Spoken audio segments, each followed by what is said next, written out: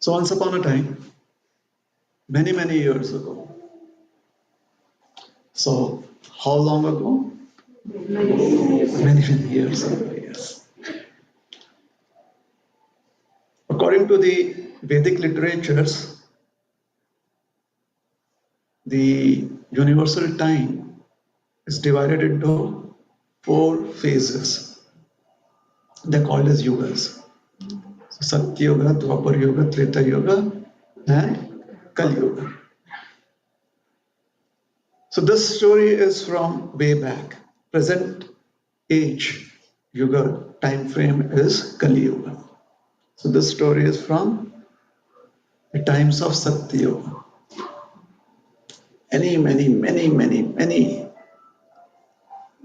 yugas before, kalpas before, thousands of years before our present time, there lived a very pious person of the name Dharmadatta.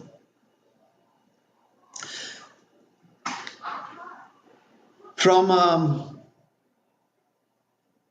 the holy town of Tirupati, there is a train that goes to another holy town in India. From Tirupati in Telangana. Tirupati is in Andhra? So Rayalaseema is still a part of Andhra. I'm so sorry. Yes. So from Andhra, Tirupati, Andhra Pradesh, there's a train known as Haripriya Express. This train goes, its final destination is Maharashtra, Kolhapur. And there is this connection between Srinivas or in Venkatadri and Mahalakshmi in Kolhapur. There's a connection. Today I'm not going to speak about that connection, but that's maybe some other time. Okay? But the town of Kolhapur it's presently known as Kolhapur. This town was previously, just as Tirumala and Tirupati, we call it Tirumala Tirupati right now. What is it famous as? Venkatachala. Yes, it was just a forest. Now there is a township. Isn't it? Yeah. So, Tiru basically is Shri Lakshmi. So, wherever our opulence is, that forest range is Tirumala. And the Lord of Lakshmi is Tirupati. Lord Venkatesh. Yes, Srinivas Balaji. So, Kolhapur was a very pious forest place, very spiritual.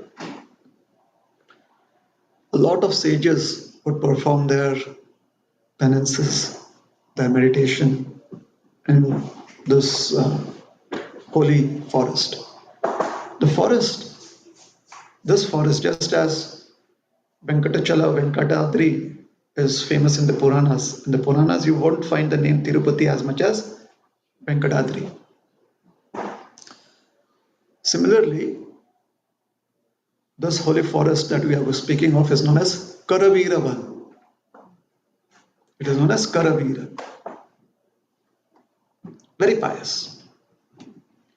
So in this holy forest of Karaviravan, obviously a forest is simply not just a collection of trees and foliage and lakes. There are also habitations in the forest. Right? There are small villages, hamlets in the forest. True? If it is not true, then you can watch Kantara.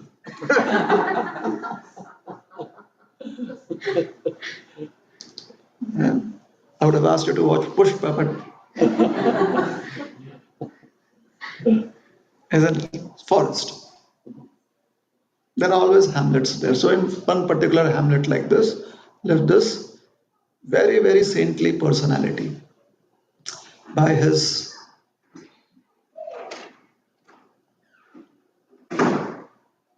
practices, his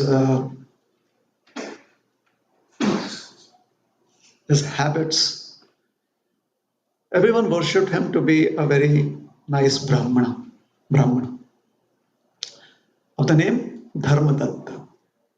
So very particular, very punctual in his practices, wake up early and do meditation, take his bath in the morning, then do his meditation, visit the temple, do services there, read scriptures.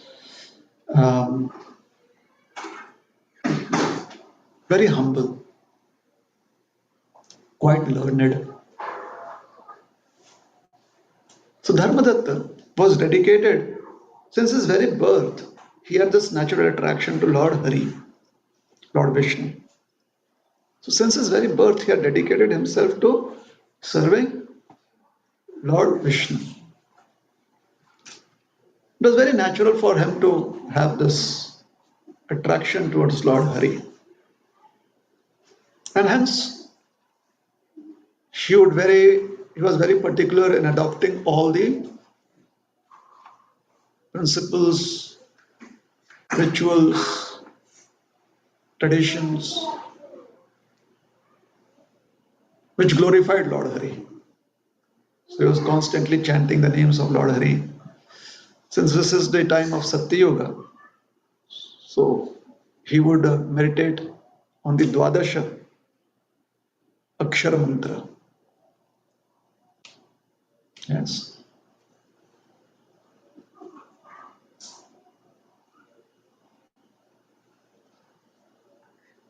You know what is the Dwadakshara Mantra?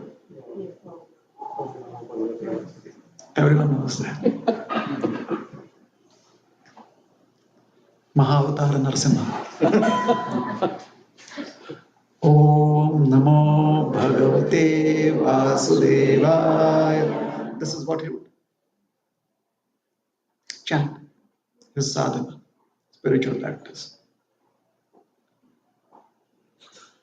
And from very early on in life, he would practice the vows of the month of Kartik.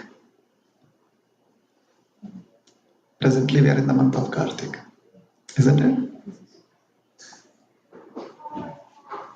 So, this is a Shukla Paksh, so bright moon phase.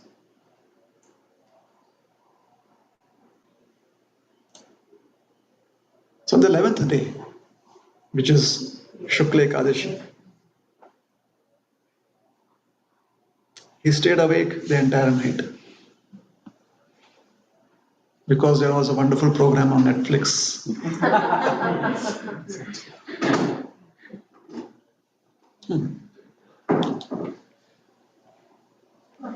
There was no Netflix then, right? Yeah. So why did he stay awake? Because it is a common practice amongst spiritual practitioners that on particular holy days you stay awake throughout the night. Have you done that? It is called Jagran. Yeah. Jagran, right? You stay awake through the entire night and do what?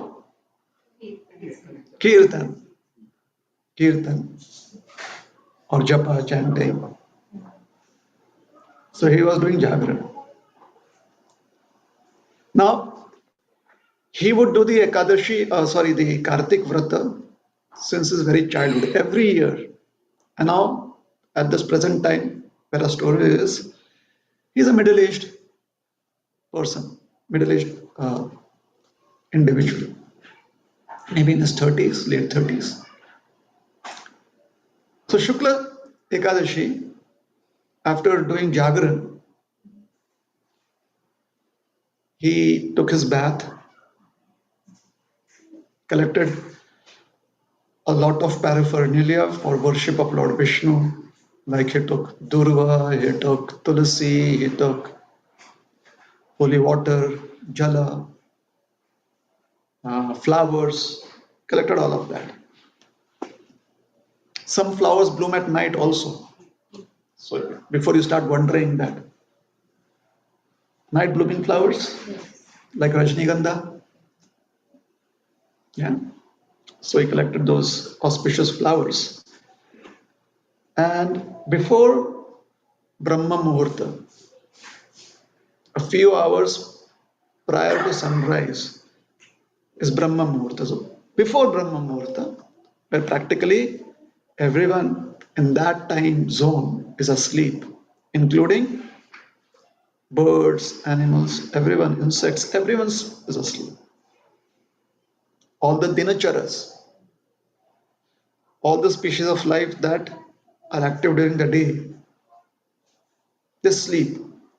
Right before Brahma Muhurta is this deep, very, very deep silence zone of the night. Then at Brahma Muhurta, people start becoming active. Hopefully. So what is Brahma Muhurta? Brahma Muhurta is about a couple of hours prior to sunrise. Prior to sunrise. So one Muhurta before Brahma Muhurta. Okay.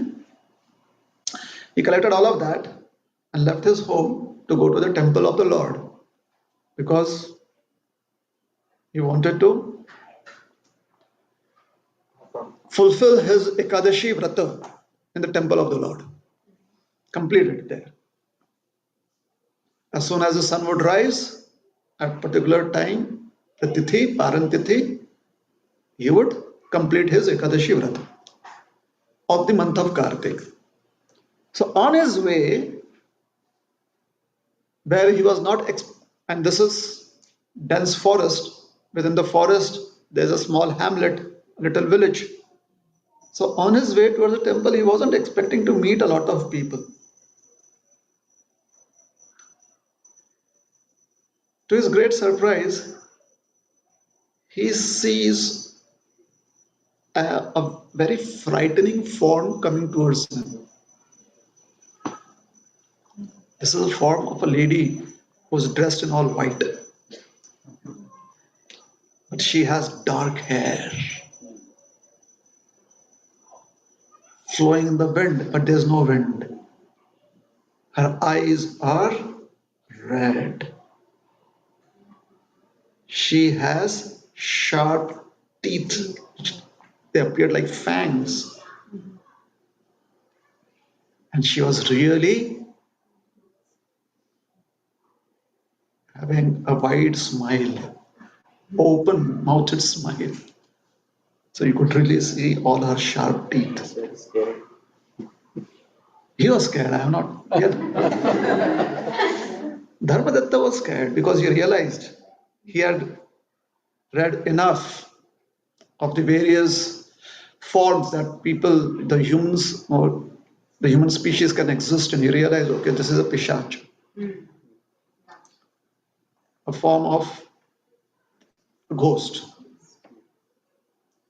But this particular form is not just a pishach, this form is a rakshashi. So what is the peculiarity of her rakshashi? She is always very hungry. Always hungry. A pishach is generally thirsty. She is hungry. And her hunger is never satiated. Rakshash, that species of the human form. So he knew that most probably he could be her breakfast right now. He realized that. So just out of habit, he, since his very childhood, he would follow particular traditions which had become his habit. So if there was any inauspiciousness around him, he would immediately sprinkle holy water. So he had Tulsi Jalam. He had a vessel with water and Tulsi leaves within it. So he took some water, dipped his fingers in that water, and he sprinkled it in her direction. The water droplets fell on her, and she immediately transformed from a very, very hungry giant or ghost. She now became quiet, peaceful. Now her smile was a little different. It was full of kindness. It was no longer bewitching. Her eyes had become normal. She was not looking fearful anymore, but she was still a ghost. So when she found that transformation within herself, she realized that this is a very holy personality. Correct? Sometimes when such transformations take place, ghosts are a little more sensitive than humans like you and me. We immediately start questioning how is that possible? But a ghost realizes that it doesn't matter how that can be done. What is important is that I am transformed. So she was very indebted to him. So she immediately fell down flat, offering prostrated obeisances unto him. Namaskara. Dandot pranam. Dharmadatta, he looked at her, a lot of compassion. Who is she? How is it that she has come to this state of existence? So he asked her, why are you in this form? So this ghost, she said, because of my past sinful activities, which were very severe in nature, very, very inappropriate actions were performed by me, or acts were performed by me. And the result of that is that I had to exist in this ghostly form for hundreds of years. But by your presence and your mercy, I have now attained an auspicious existence.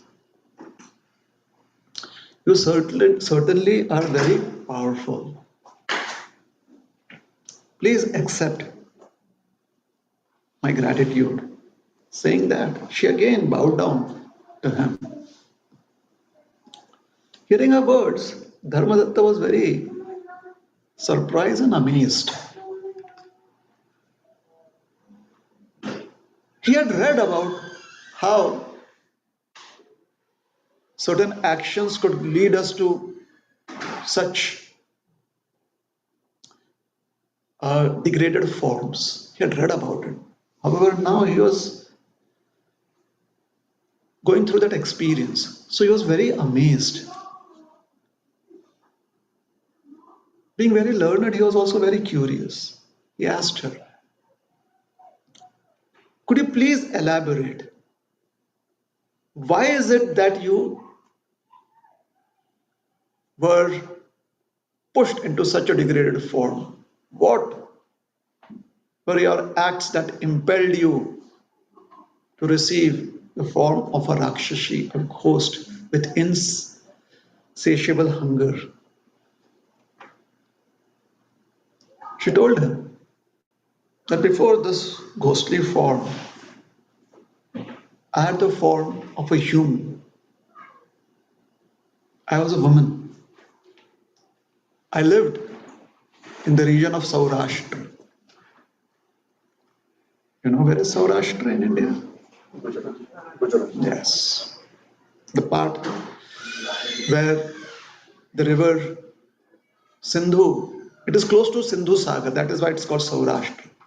Just as we have Ganga Sagar, where Ganga meets the Bay of Bengal on the east coast of India, similarly on the west coast of India, the river Sindhu would meet the ocean. So Saurashtra is that.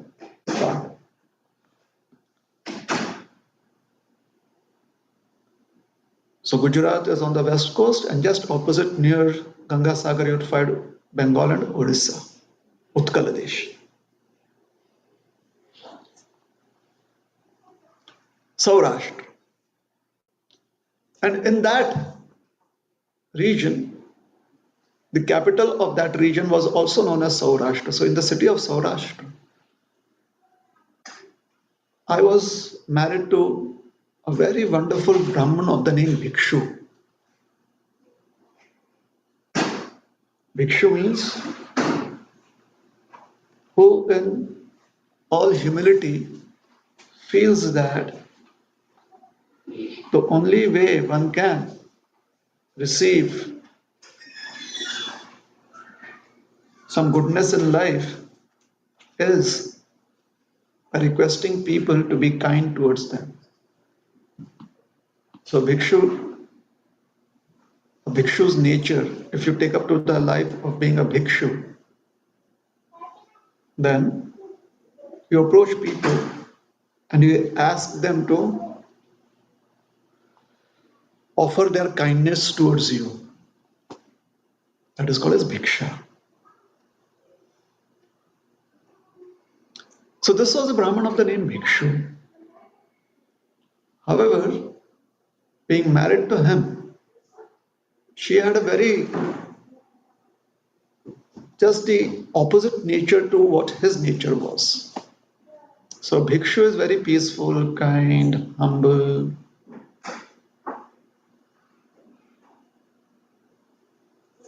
Whose mind is always very pacified. Her nature was just the opposite. So her name was Kalaha.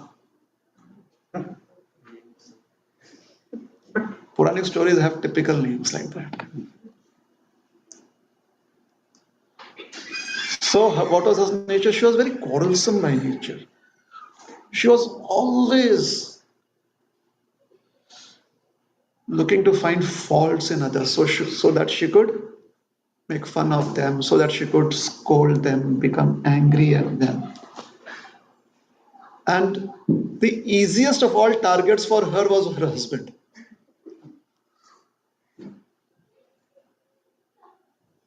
Right there at home. So she acted very cruelly towards him because she felt satisfied doing, behaving like that.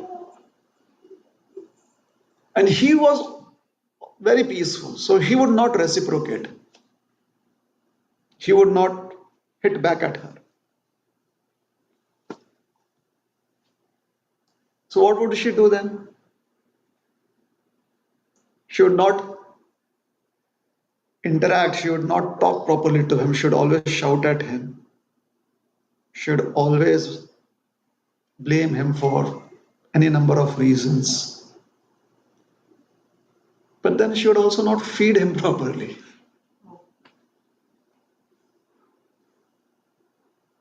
She would throw the plate of food, she would just throw it towards him. She would always curse him. Never did she speak even one kind word to him. Sometimes he would ask her, please, let us together do some good deed. Should just do the opposite. So, any advice that would come from him should never ever accept it. In fact, should do just the opposite. So, after some time, a few years, Bhikshu realized that this will not work.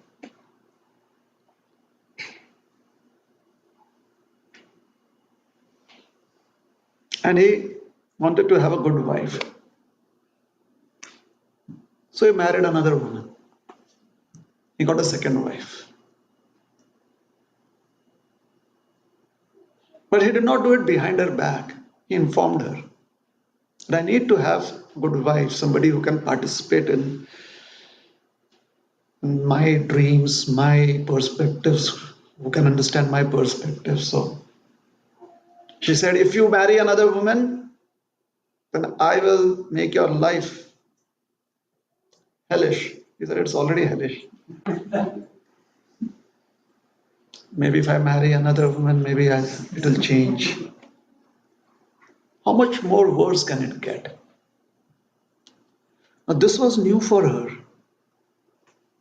Up till now, she could get her whatever she wanted to get done. Whatever she came up with, thought of, she would get it done.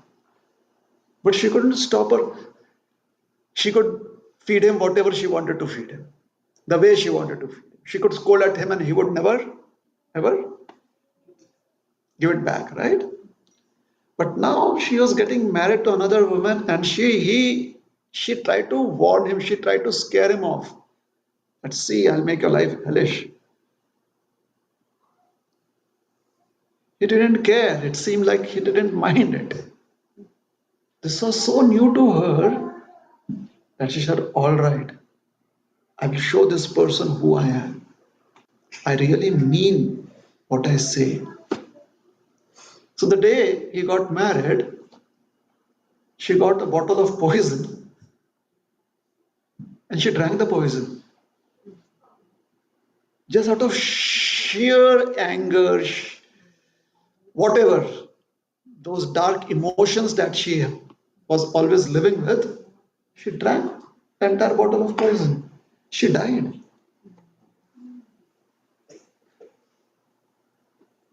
And according to our Vedic understanding, when you die, life doesn't get over. You have visitors.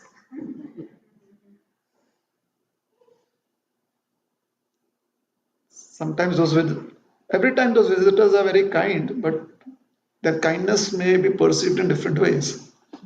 So these visitors who came, they came from the abode of Yamaraj. They were the Yamadutas. So the Yamadutas bound her up in her subtle body and took her to the abode of Yamaraj, Yamalok, because there she'll be judged. So Yamaraj has a secretary. Yeah, his HR person. So Yamaraj asked Chitragupta, "Oh Chitragupta, what are her actions in this human form of life? What are her good deeds and her bad deeds so that we can give her appropriate reactions for her activities, her actions? Give a proper karma phala for her karma." Chitragupta said it is very easy. No good deeds, all bad deeds.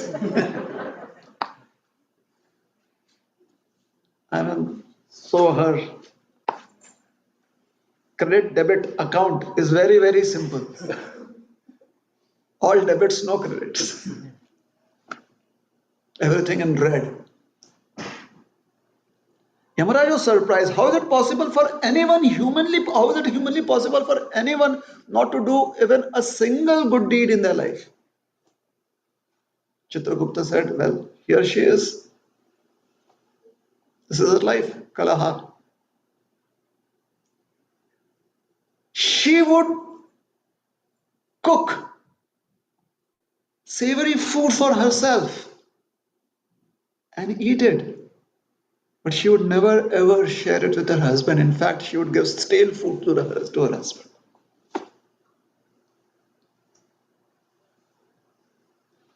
Every single day. It is not that she did not know cooking, she knew cooking.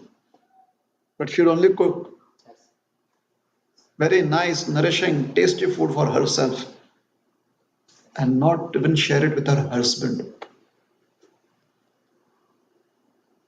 Because of this action of hers, which she had done till her death, this is how she lived in terms of eating and sharing food. The only species that always eats stale food are the cockroaches.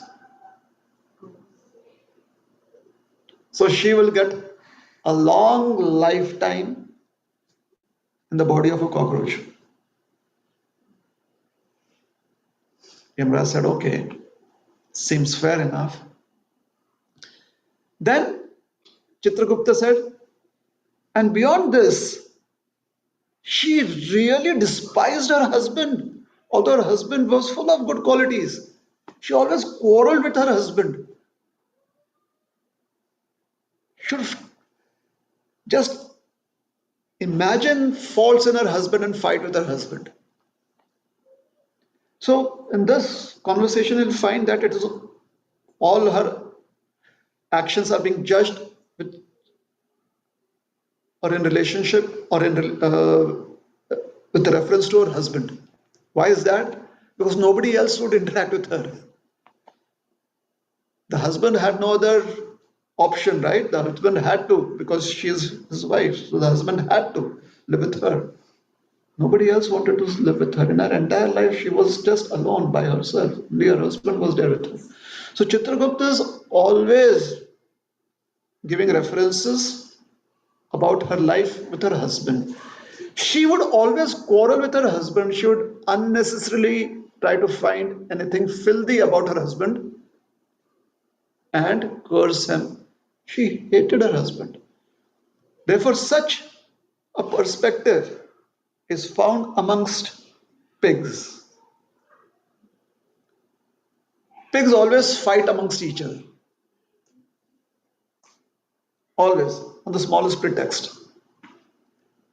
So, after she has lived her life of a cockroach, she is going to live her life as a pig.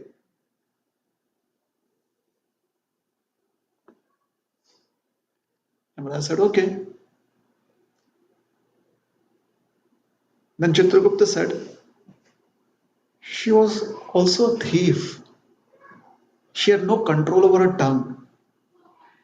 She would steal food from wherever she could get.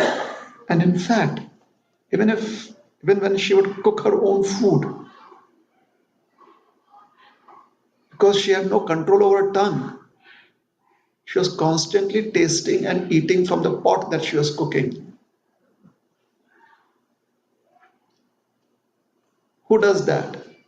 Who is constantly eating off or licking at the pots that contain food? Food. Cats.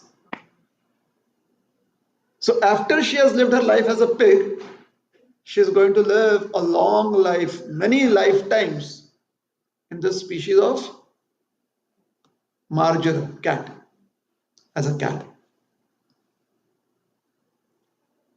And then, just out of the spite, she was so spiteful of her husband that when her husband got married a second time, she consumed poison and she gave up her life because she gave up this very valuable human form of life just out of this spite towards her husband. She will live for hundreds of years as a ghost.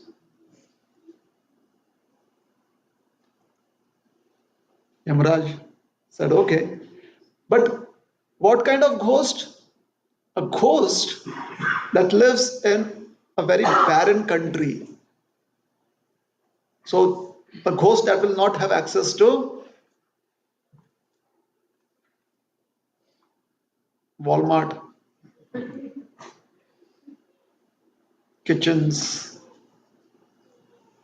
no Dairy Queens, no Netflix. Marudesh, barren country.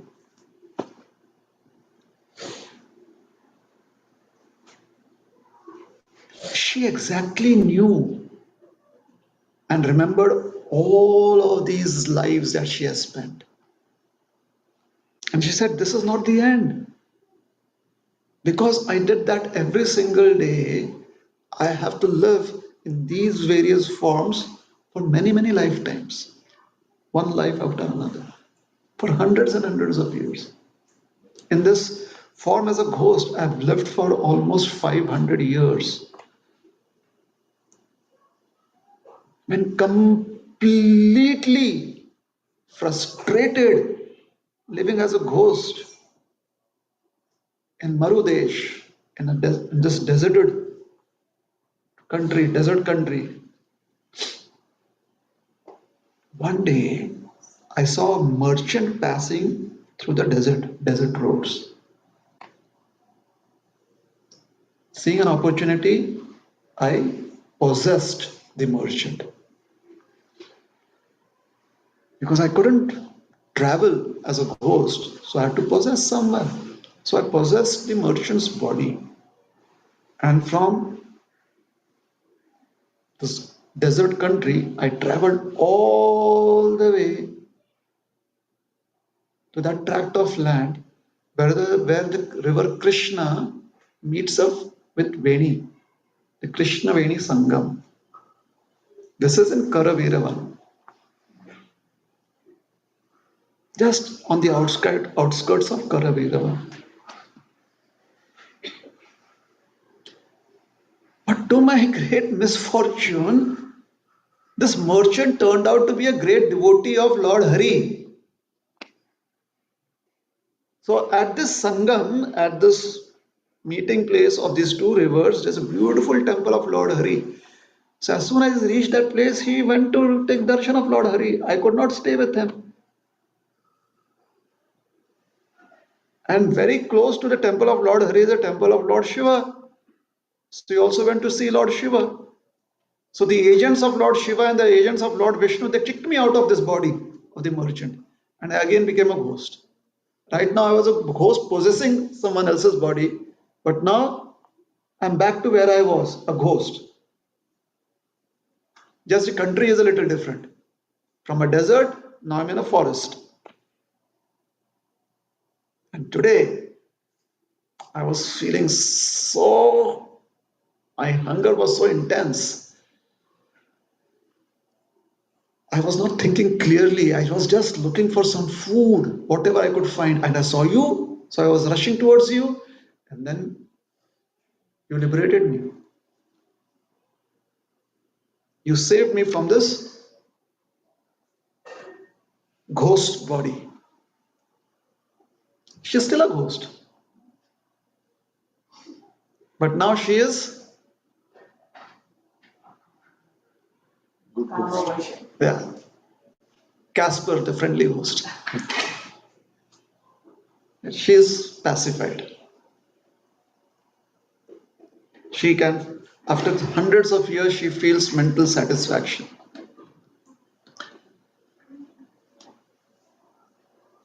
Your pious act and your piety has saved me from all these sinful reactions.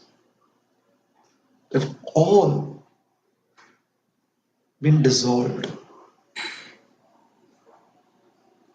This is the greatness of the Kartik Vrata.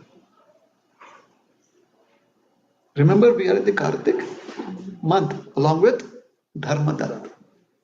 Kartik Shukla Ekadashi. And he has Tulsi water with him, so Tulsi. So in the month of Kartik, there's a lot of importance given to the worship of Tulsi Devi. One has to worship Tulsi Devi very sincerely in the month of Kartik. Okay?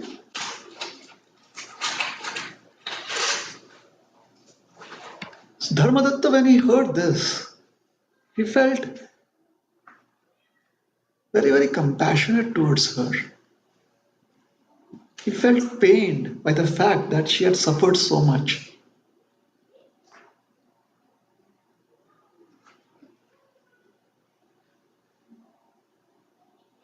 But what could he do? She was still in a ghost's body. So he said, by one's pious thoughts, words, and deeds, can an embodied soul purify oneself? Good deeds, pious deeds, purifies one's consciousness. Good thoughts, holy thoughts, purifies one's existence. by the acts of charity, dana, by offering gifts to others, by practice of penance and meditation, tens upon hundreds of lifetimes of sins and their sinful reactions are completely burned.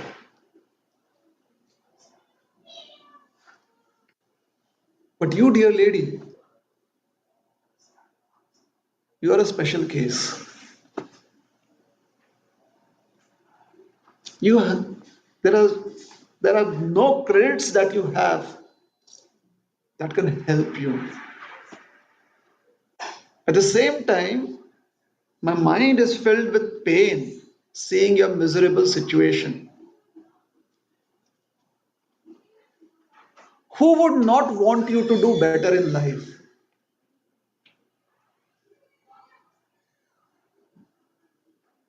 But then your own actions have put you in a situation where the challenges are very grave. Even I realize that it is an insurmountable task to redeem you.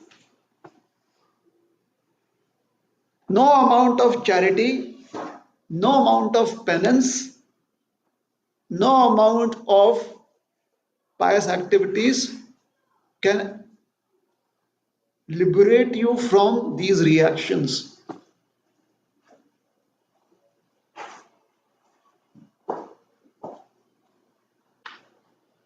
So, how can I help you? Thinking like this, he came up with this very, very unique idea. Since my birth, every single year, since the time I had some intelligence, every single year I would perform the vow of Kartik month from day one to the last day of Kartik. Entire 30 days. I lived by the strict vows, traditions, and practices of the vows of Kartik month. And I can see, I can actually experience, I have the realization of the benefits that I have accrued. People may not believe it, sometimes they wonder whether they are reactions. But for someone who's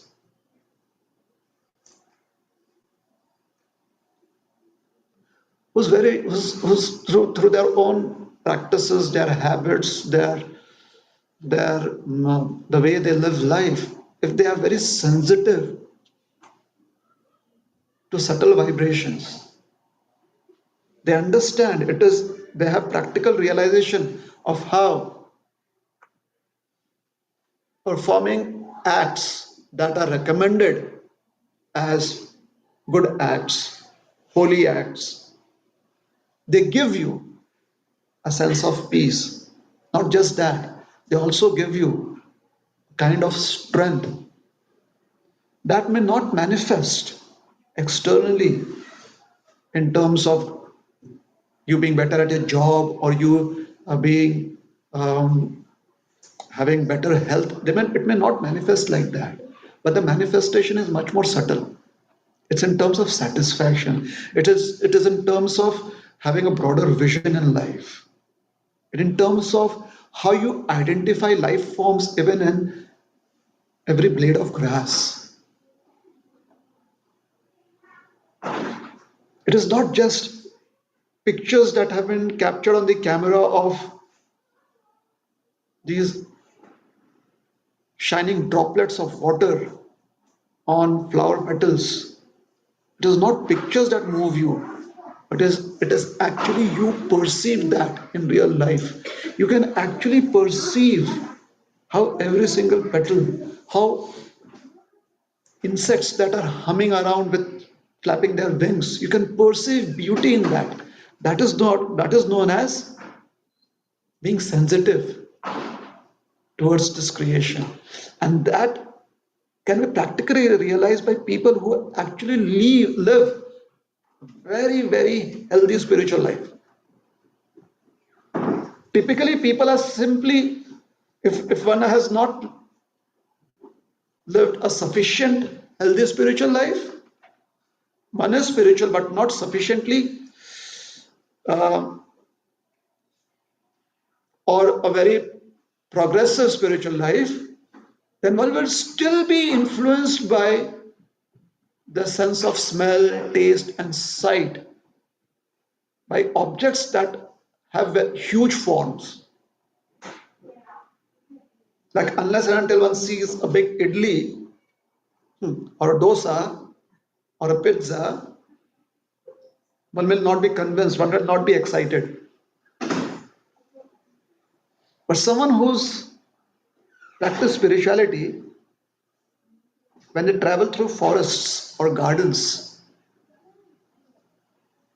then they find flavors of spices that have not as yet fully flowered. They bring forth emotions. The tenderness of,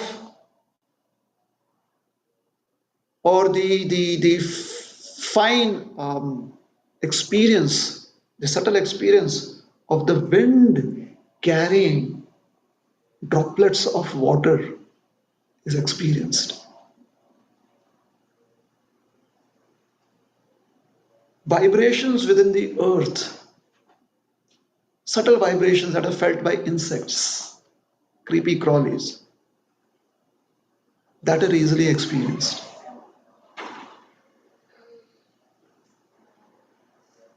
Because living a life based on external sensual perception, we lose touch with our subtle existence, that which can feel these vibrations in the universe. So Dharmadatta knew that he was living through that experience, and he realized that, and somebody who lives through that experience can actually see God's manifestation, Krishna's manifestation in the vibrations of the earth,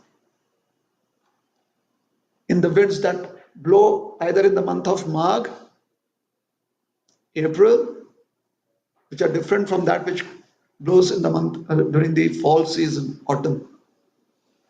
The difference, they carry, that wind carries different flavors because different flowers bloom. There's different kind of vegetation in different seasons, and all the aroma is carried by the wind. When such people make certain statements, the general society thinks that, oh, they are making predictions, but they're just sensitive.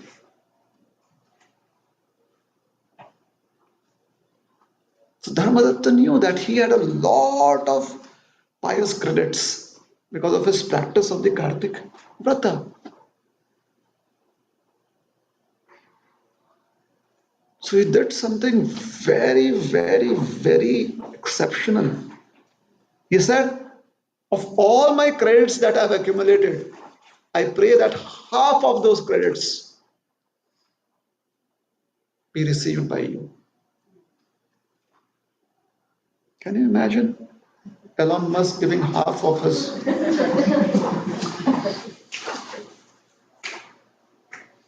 Mukesh Ambani giving half of his wealth to one of us because Mukesh Ambani feels this intense pain seeing our suffering. Oh, how much you have to work and still you're not.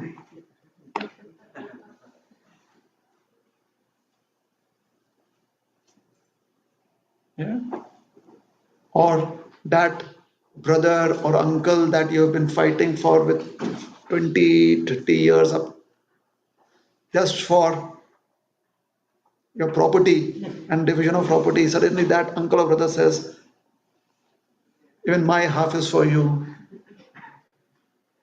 Imagine. Who would do that? No one does that. Forget it. We won't do it. Do you think we are going to do that to our brother and uncle? Like, yeah, half, whatever is mine, it's yours. Even in our sleep, we will not do it. Even if we are intoxicated, we will not do it. What to speak of someone else doing it for us? True or not? It's true, absolutely true. So Dharmadatta coming up with this gift, it is wonderful, at the same time it's scary. I mean, why would anyone do that? Because he was so satisfied. He was the life that he was living with. He knew that he has the grace of the Supreme Lord on him.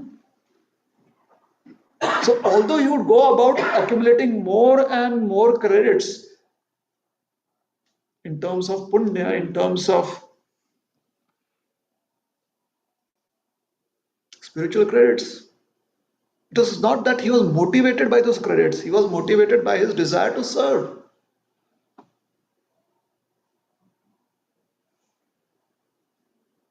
And the credits just came by themselves. So he gave half of that because by his calculations he realized he could have given everything, but that is not what she needed. I mean, he was not an emotional fool. Even when he felt kindness towards someone, he did not give up his logical approach to life. He realized that it would take half of those credits for her to be saved.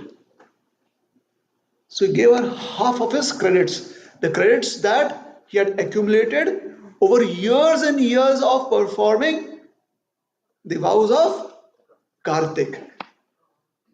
And as soon as he offered that, boom, all those things, lightning cracking, sunlight appearing, all those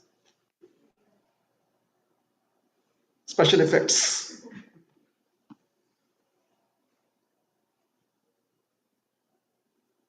A beautiful Vimana, plane, airplane, descended from the skies. She had transformed into a spiritual being right there as soon as he offered those credits. A divine form, so effulgent, so attractive. And on this airplane were two beautiful, beautiful personalities who looked just like Lord Vishnu. They were Vishnu Dutas who had come on a Vaikuntha Vimana from Vaikuntha. And they welcomed this lady, please come onto this plane. When Brahmadatta saw those beautiful personalities, he saw this airplane. Now, this was a first time experience for him too. He had only read about it, he had only heard. He would also sit in lectures like all of us. He had heard from the speaker. But for the first time, he was seeing it with his very eyes, these very eyes. As the lady was being invited onto the plane, she turned towards him and she said, my dear sir, just by your grace, I have been saved from hundreds upon thousands of years of existence in hell. You are my savior.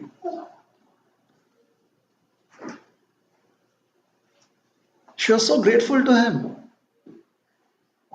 In great humility, Dharmadatta just accepted all of her gratitude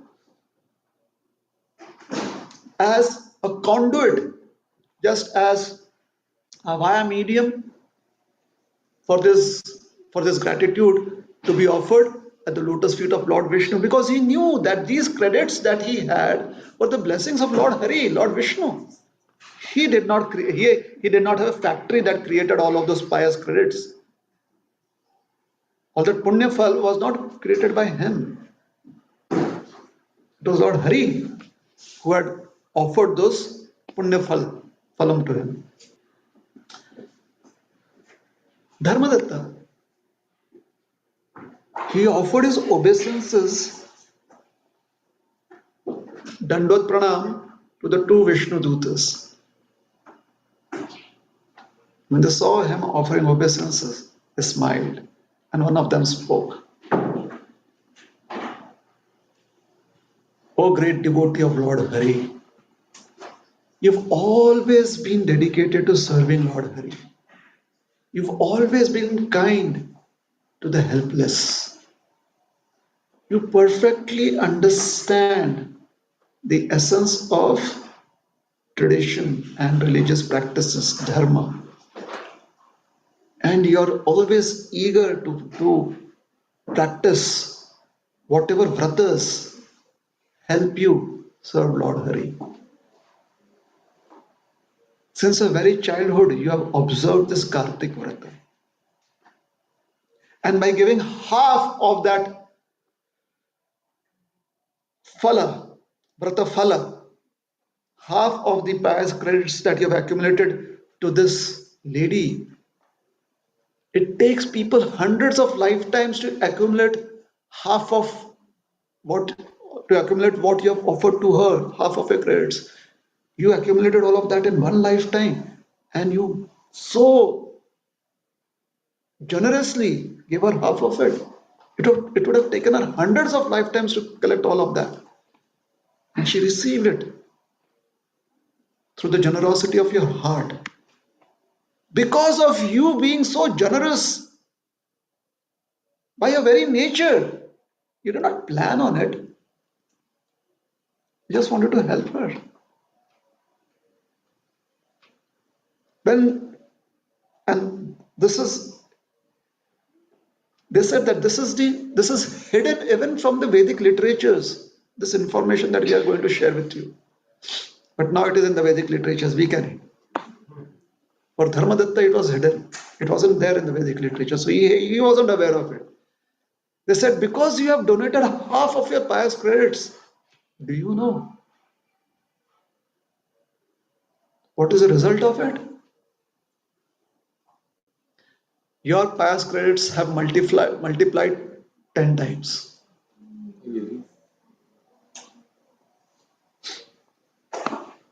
So if any one of us feels that we need half of his credits, we can visit him.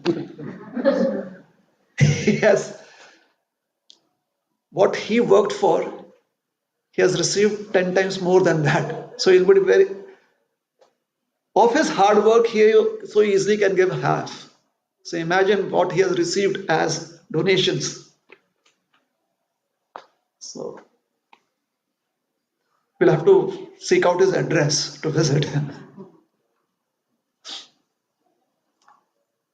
Your pious credits have multiplied tens of times. Not pious credits, but these are spiritual credits. Your Vrata Phala for the month of Kartik. For someone like you who has dedicated their entire life to serve Lord Vishnu, who is Lord Vishnu?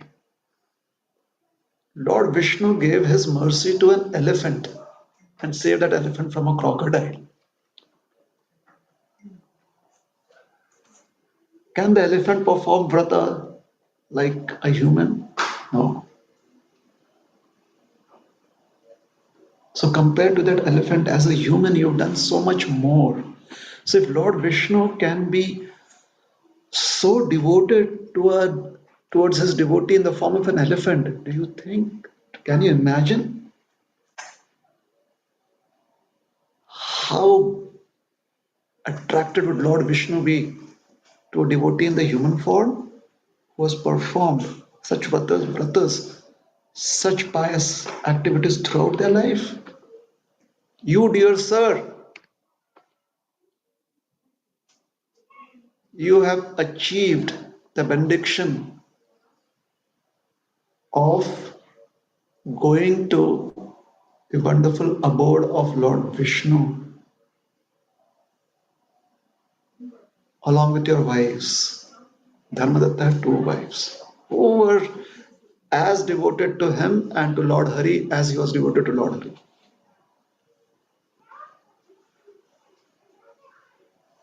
And after living for eternity with Lord Hari in Vaikuntha, you'll come back to this planet. You'll come back to this material world along with your wives. So you and your wives will come back. Now, why would they come back? This is scary, right? You'll come back here, and these wives of yours will be your wife, and you will be their husband when you come back to this material world. But this particular time, you'll have a third wife. And this third wife is this lady because you gave her prior credits. You'll have three wives. And because you have dedicated your life to serving Lord Hari, and especially through following the vows of Kartik, when you come back, the reason you'll come back and you'll have three wives is because Lord Hari will be your son. And in that life, you'll be known as Dasharath. And Lord Hari will become your son. And you'll have three wives. That was Dr. Dasharath. Dasharath. King Dasharath. Treta Yuga. This is from Satya Yuga. This was a benediction that he is receiving because he performed the vows of Kartik throughout his life.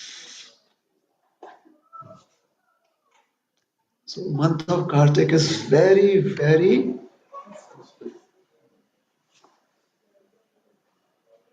respected. It's not just auspicious, it is auspicious.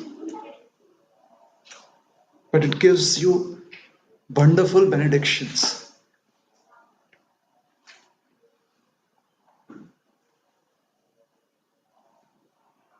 The Purana, it gives this benediction to anyone who performs the vows of Kartik. In Kartik month, what are the vows? Worship Tulasi, chant the holy names of the Lord, wake up early.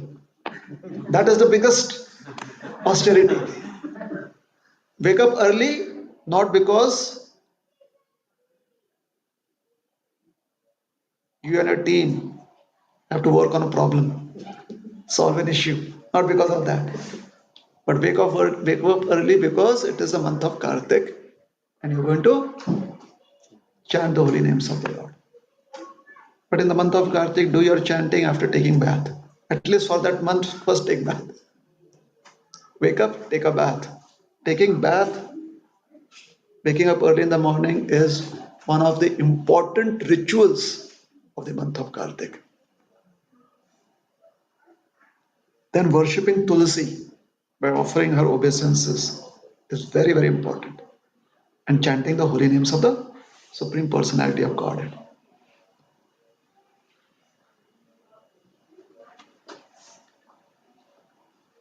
I come from Maharashtra in India. For hundreds of years, we have a tradition in Maharashtra. Of all the other 12 months, in the month of Kartik, it is very important to attend what is known as Kakada Arti. You've heard of Kakada Arti? Is the Kakada Arti also there in Andhra? Kakada Arti, which basically means the Mangal Arti, the first Arti in the morning in the month of Kartik. Everyone in Maharashtra, they know about this. They only know about it, very few follow. Knowing and following are two different things, right? You know how to cook rice, but actually cooking rice is a different matter, isn't it? Yeah, what is rice? You take some rice, you put some water, put it on the stove, it will cook.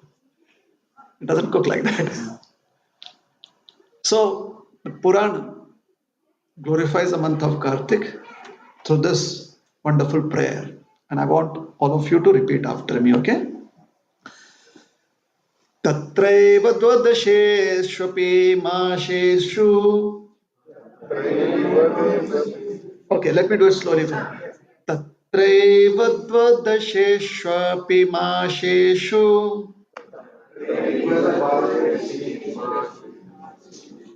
It is not Dwadashi here. Dwadashi. It is Dwadashi. No, don't project. Listen. If you come to India, they won't tell you. Isn't it? The priest, they'll tell you, repeat after us. Two words. तत्रैव द्वादशे ष्वपि मासेषु कार्तिकः कृष्णवल्लभः तस्मिन् सम्पूजितो विष्णोर् अल्पकैरपि उपायनैः ददाति वैष्णवम् लोकम् इत्येवं निश्चितं मया. All right. So basically, what it meant is that everyone has to give me dakshina.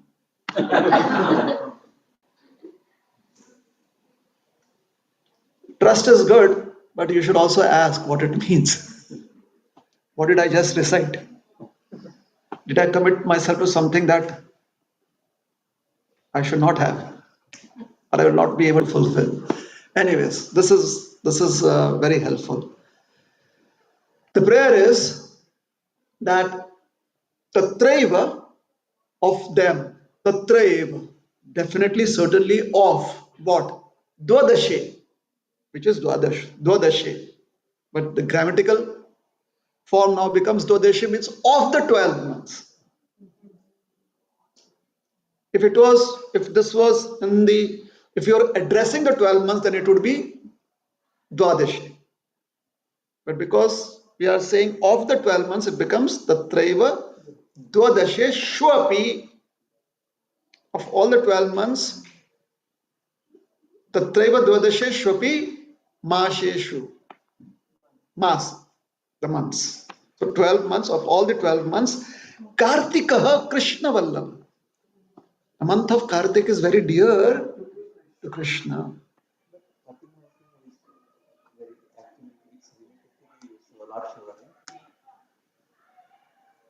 That is how wonderful Kartik is. Kartik is related to everyone.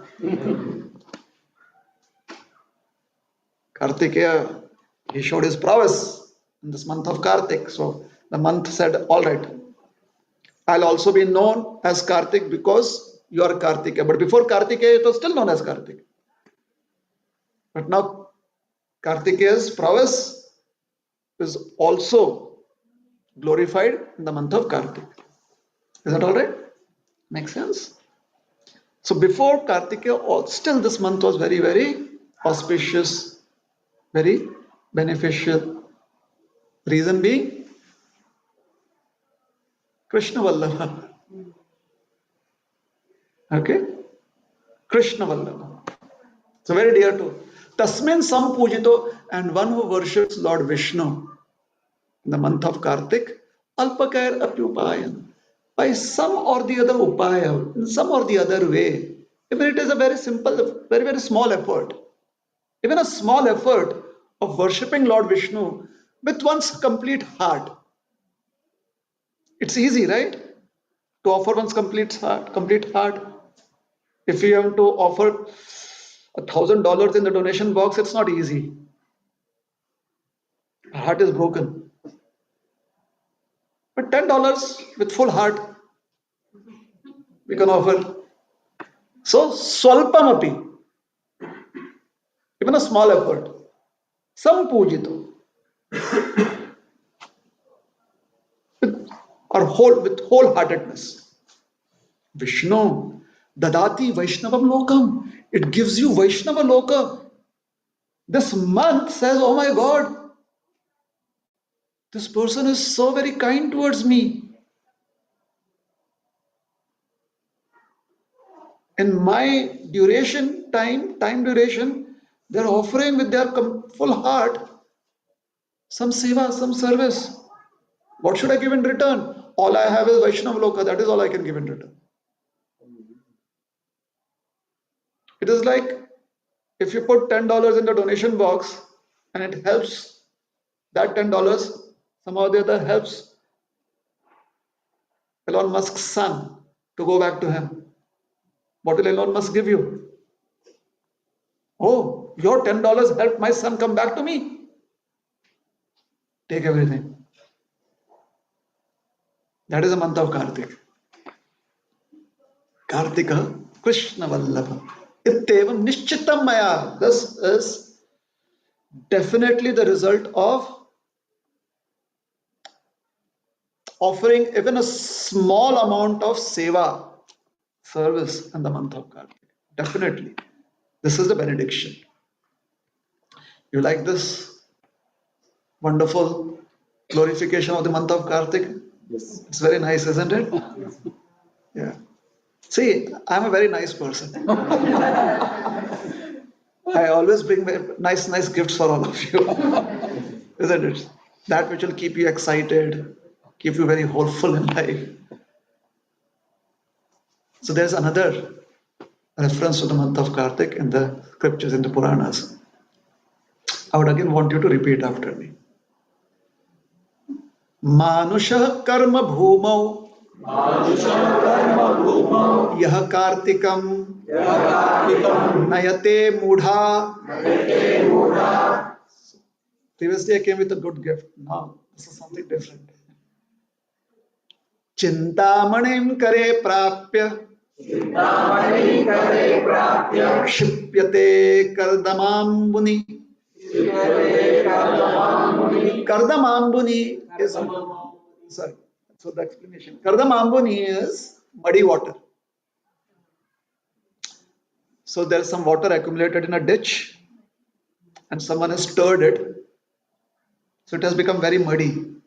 If anything falls in that muddy water, is it easy to spot it? Not easy to spot it, right? So kshipyate, something has fallen in the water. Kshipyate, in muddied water. What has fallen in muddied water? Chintamani,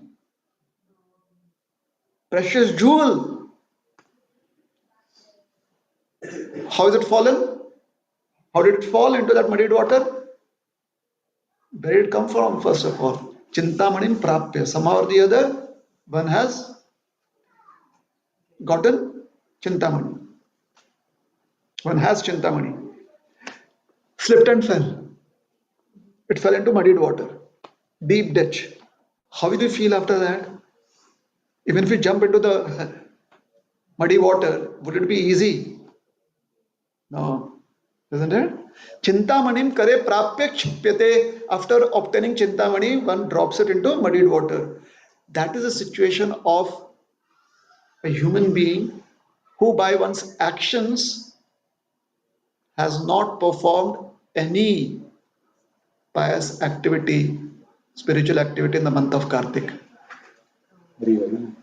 So if in the month of Kartik one has not performed any pious activity, thinking that what is so great about Kartik? I'll do it in Shravan. I'll do it in Magh. I'll do it in Margari. Margashirsha. Then that person has lost a wonderful opportunity of Chintamani. It has fallen into muddied water. So one has to be very careful that in the month of Kartik we bring about some transformation in our lives. Little bit, swalpam, little, whatever effort we can put.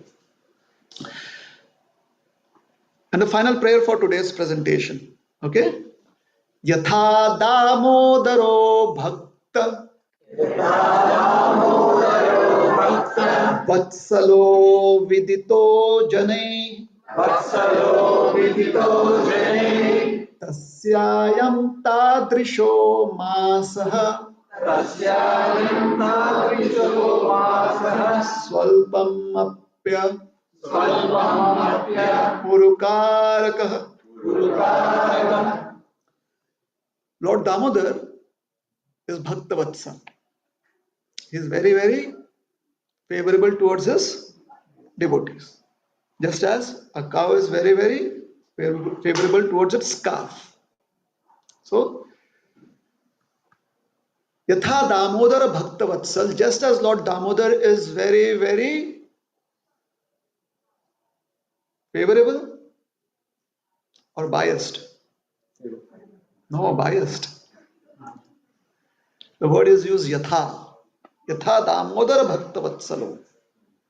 So just as Lord Damodar, Lord Hari, is biased towards his devotees in his favor, Vidito Janai, please, oh men and women of this world, please pay attention to what I'm going to say.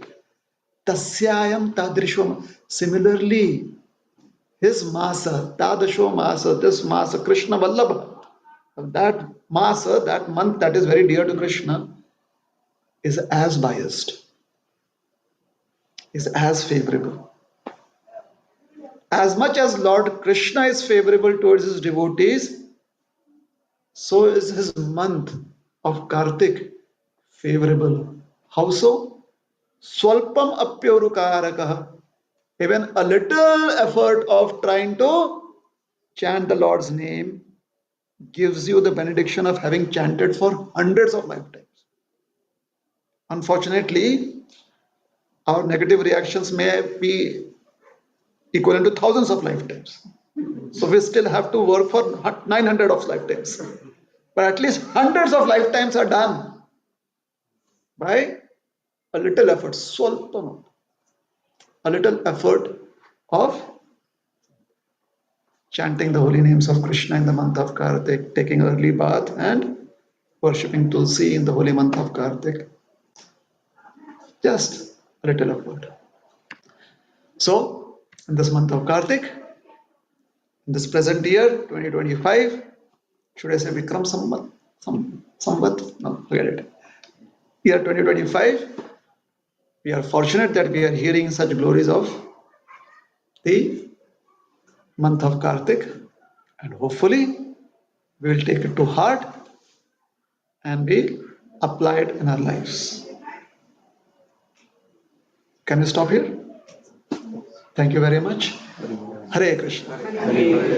Any questions or one and then two? Yeah, so I understand this session is about the importance of knowing the importance of Kartik, but my question is related to that story that you told about the Dharmadatta and the lady.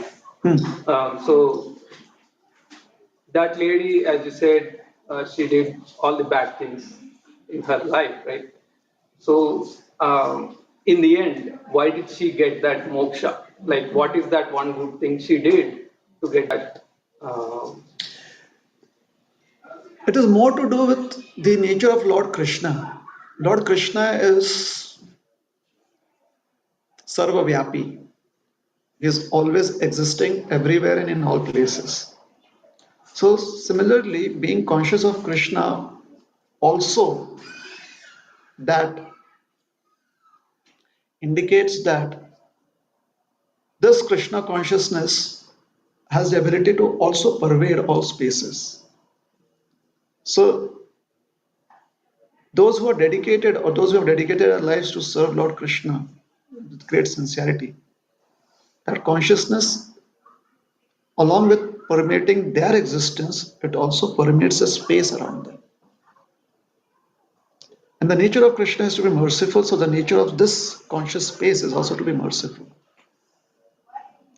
The present world that we live in is a world where we see it is a world of duality. We see that there is good and there is bad, isn't it? There is hope and there is misery or depression. Both are there.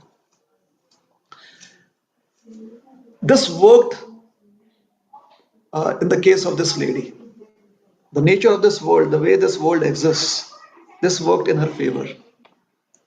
For so many lifetimes, she did not come in the space of such spiritual vibrations. She lived with her husband who had good spiritual vibrations, right? But that vibrations was, it seemed that it was only helpful for her husband and people who were favorably disposed towards her husband. But in the case of Dharmadatta, his practice of this Kartik month, because this is glorification of Kartik, right?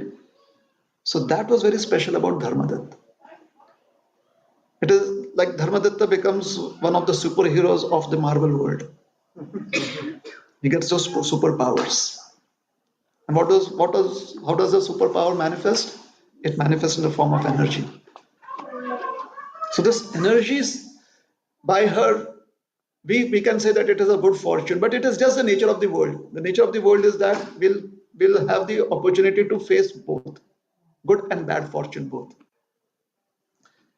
So when our good fortune does down upon us, it would be helpful if such vibrations come along with that good fortune. So it is Dharmadatta's presence that helped the lady overcome all of her challenges.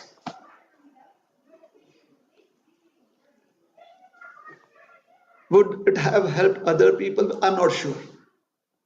Would Dharmadatta feel the need to give some of his prize credits to others too? We do not know. So we only speak of has been what has been written about or what has been given to us. Is it okay? Helpful? So it is said about saintly personalities. The saintly personalities are very much satisfied with their own existence, but still they roam around this universe. They travel over this planet just to give their association in the form of these vibrations to the needy, those who need it. Also, what works in the favor of this lady is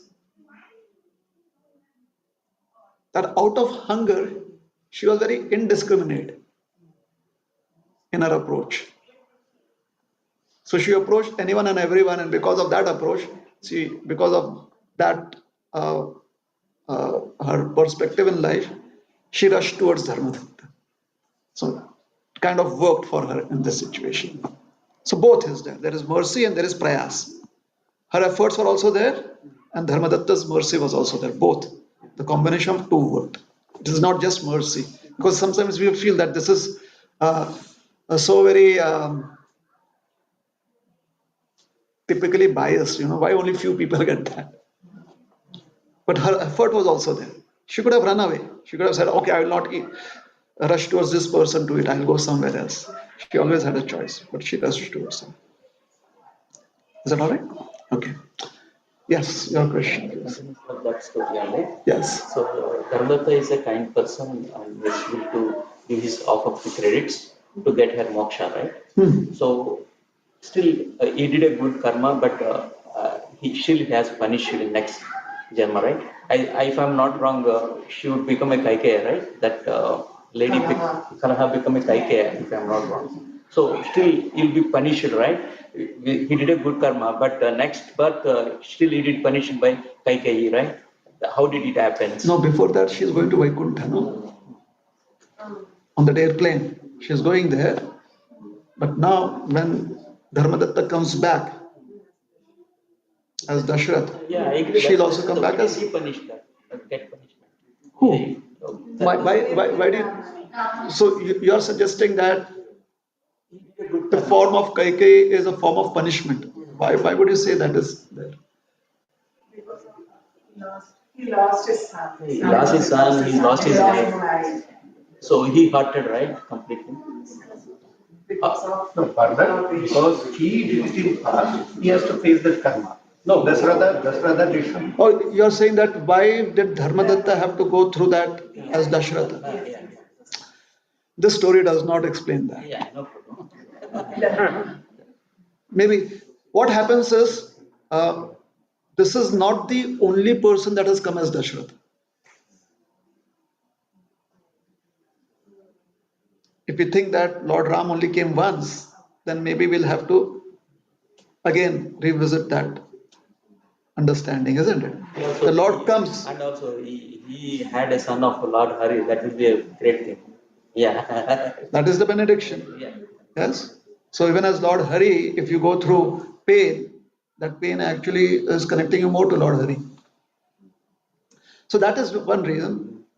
Oh, he being the Puran is not stating that this Dashratha is from the yuga that we are in. So in that yuga, what happened is Yeah, yeah. There are many things. something different could have happened in a different way. We are not sure. We are not sure. Yeah. But the benediction of being the mother of Lord Ram is received by her too. The Ramayana that we know of, in that Ramayana, we know that this is how Kaikeyi behaved. But since the Lord appears in so many yugas, so in those yugas, how the story unfolded, the Lord's activities unfolded, we cannot predict that unless and until we have references. Is it okay? Yeah, yeah. Yeah. So this story does not connect to our understanding of how Kaikeyi behaved with Lord. It just says that there are three wives. As Dashrath, he'll come as Dashrath and he'll have three wives. If Kaikeyi would have not been there, there would have been no story at all of Ramayana. Quite possible. Just like Parshid Maharaj, this also would have not happened. That is very true. Ravana would not have been killed. You don't think so? That is all true. Yes. So, to this question, like this story was there in Dharmadatta story in Kartik Purana. In Kartik? Purana. No, no, no. This is Kartik Mahatmya of Skanda Purana. Yes. But if they listed this story in Kartik Purana also, there he says like this lady Kaha during she was Pisachi. So on that Ekadasi day, she was in search of food and she was fasting. And she was thinking like Hari Bhakt will come, I'll eat him to here. So she was chanting Hari Hari entire night on that day. Oh, okay. And that is the reason she got her. Okay. Okay. And one more thing, she was possessed by the merchant. She possessed the merchant who is also Hari Bhakti might be, as you said, might be she also entered at the car, that Vana, the Triveni Sangam. Yeah. Like for that also Yeah. she might have. And as you said, that place also has. Hari, Lord Krishna, Lord Hari's temple, Energy. she visited. Quite possible. I mean, what you said. Quite possible. I'm, I can only speak on what the Skanda Purana says, but it is quite possible.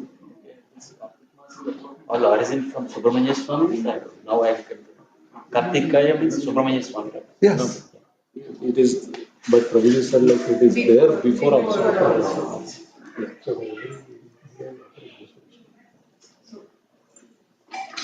Yes. So, so, so you know how the wife is being very mean to the husband and the past time that we just read. Like why was she doing that exactly? Like, what caused her to do that? All wives are. Because no, because that is how she was convinced that that is how she should live her life. It is quite possible that the people around her wanted her to have other habits, wanted her to behave differently. But she was totally convinced that this is how she wants to live her life. She was like, my life, and I will live it the way I want. And if I don't like anyone, then I'm going to be very, very open about it. Is that all right? So that is, there's always choices that we can make. So we should always try to make good choices that are helpful and healthy. She made choices that were not really helpful for her. Okay? So not a very good example for us to follow. However, there were other women during her time who were not like her. They were very, very kind towards their husband. Others. She was different. So probably if we broke Kartik vow, what is we take some vow in Kartik and unintentionally we break some vow. So take Krishna adhesive and again mend it, mend the vow. Take Fevicol, Krishna Fevicol.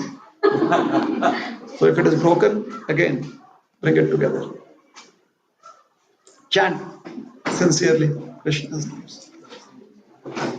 And for the rest of the days of Kartik, try to sincerely follow the breath. Is it okay? Maharaj, I have a question to ask. Maybe it's not related, but does it matter, say a person dies in Kartik, does it matter the time, like in Ekadasi or Dwadasi or any other matter of fact? In Kartik month, if a person dies, does it matter where they go or does it matter what they are thinking at the last moment? That's where they end up going. Even after death, we still have consciousness. The body is dead, it does not have consciousness. We still have consciousness. So the month of Kartik, we want to give us that benediction, that take us to a very much more favorable destination. However, if we are not prepared for it, we'll resist. So unless and until we are in very good association where our resistance is overcome by much more powerful personalities like devotees, it's quite possible that our resistance will take us to a different destination. Not as bad as before, much better than, but it won't give us the best destination that the month of Kartik can offer us. All right. So if somehow or the other we are in that favorable association, those favorable vibrations, those vibrations, they subdue our resistance, the resistance that our consciousness has. It is quite possible that we may be projected towards the best destination. It is quite possible. Is it okay? However, consciousness always exists, which basically means I have free will. We always have free will, so we can make choices. So when the month of Kartik cannot force us, it can try and somehow or the other cajole us, like pamper us. It cannot force us. The best is we be favorable towards the month of Kartik. We be favorable towards Krishna in every single month of the year. Why just Kartik? Kartik can be like the cherry on the top, like that. So if we have a favorable consciousness, when we give up this body, the momentum of the benediction of the month of Kartik will propel us much more faster towards best destination in life. Say for our ancestors or somebody that we want to like Dharmadatta did, how can we pass something that we chanted, something rounds or something that we want to give it? So for that, we'll have to first of all really awaken our subtle existence. Because unless and until we are aware of what credits we have, how are we going to? I can imagine that I am a multimillionaire. And in my imagination, I can think that I am giving some credit to my great grandfather and some millions to this because I'm a multi-millionaire. But just because it's in my imagination, it won't work out. So if somehow or the other we have the ability to know our past credits, then we can share it. That's possible. So the emotion is good. The emotion is good that, my dear Lord, please let some of this go to my forefathers. But we should be aware of what a bank balance is. For that we need to be very, very spiritually awakened. Only then we are aware of our credits. At the same time, even if we have not reached that platform of existence in our lives, it is always good to show our respect to our forefathers by making such offerings. Even if they get a blank check and our bank balance is, no, even if they get a check from us, but there's nothing in the bank account of ours, they still feel happy that at least we made an effort. So it's the act itself is good. It is helpful.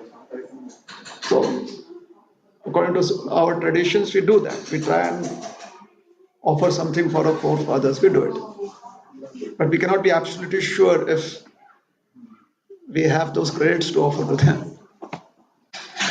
We just hope and pray. Okay? All right. So we'll stop here. Thank you very much. Hare Krishna. Srila Prabhupada ki jai.